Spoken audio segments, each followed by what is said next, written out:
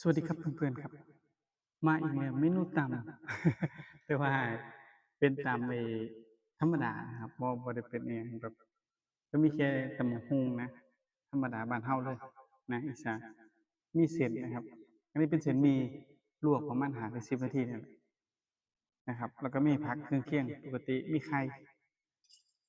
นะมีไข่ทอด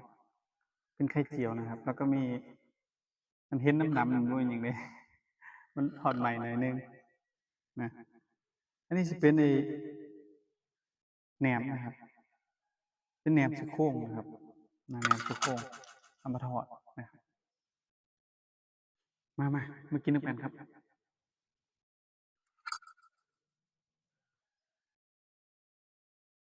ส่วนหมึกพริกนี่เป็นหมึกพริกหมึกพริกแห้งนะครับ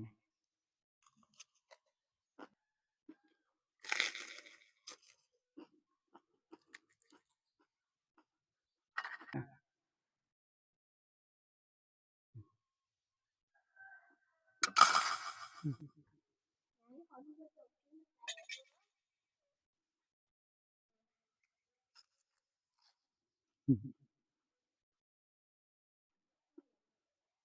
อืมโอเคมาก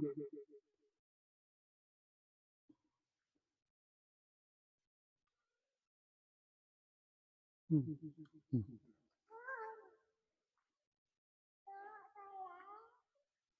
อืม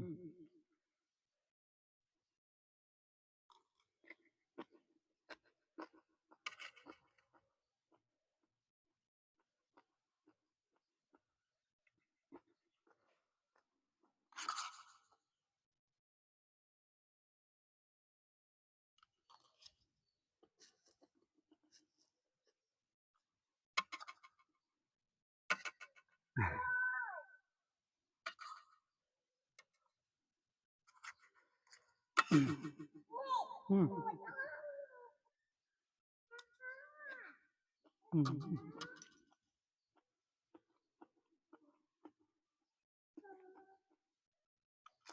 ืมเผ็ดครับเผ็ด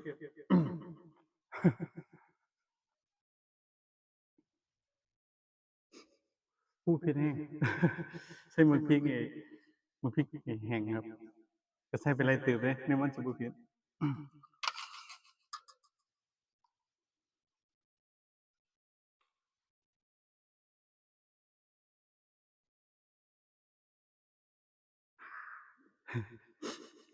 หน้าแดงหมดเลยครับ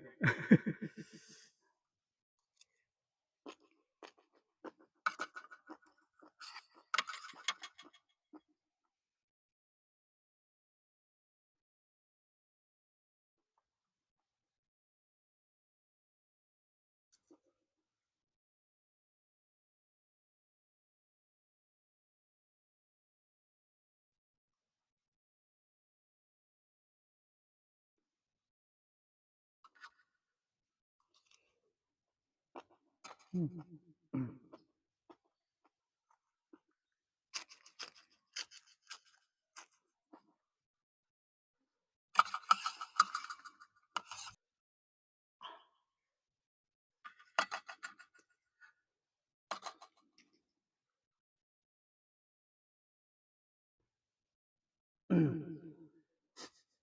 ครับผู้ใดง่วงนอนมากินตำบักหุ่งนำกันนะครับ น้ำร่องมันบนอยากนอนเลยช่วงแห้งมันเผ็ดอีหลี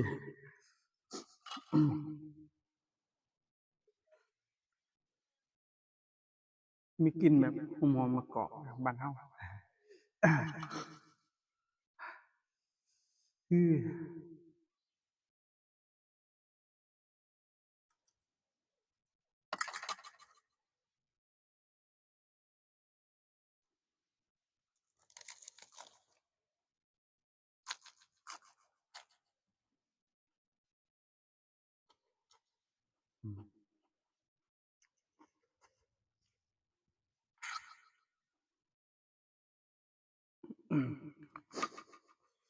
อ้าย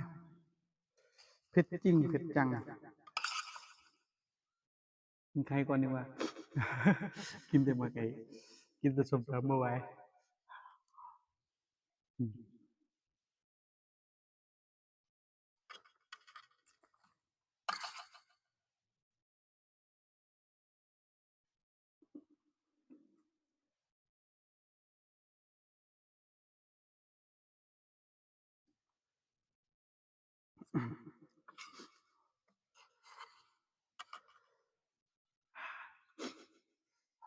พอเลยเด้อครับคำสุดท้ายบ่ไหวแล้ว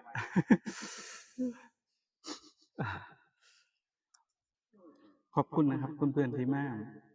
กดไลค์ให้แล้วก็มาติดตามทั้งเพื่อนเก่าเพื่อนใหม่นะครับแล้วก็สิขอบคุณหลายๆที่มาฝากคอมเมนต์ให้กำลังใจกันแล้วกันนะครับสำหรับมื้อนี้I love you สวัสดีครับบ๊ายบาย